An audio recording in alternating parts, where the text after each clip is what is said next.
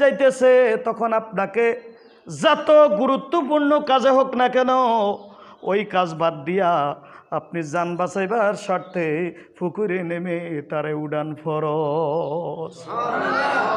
ঠিক নি কথাটা?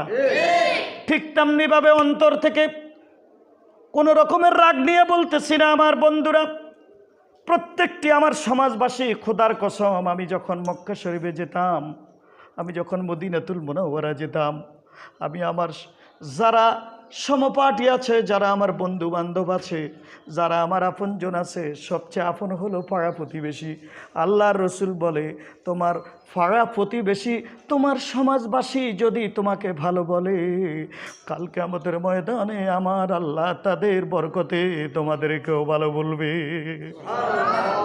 সমাজবাসী খারাপ করলে বিপদ আছে। প্রত্যেকটি সমাজকে বলবো,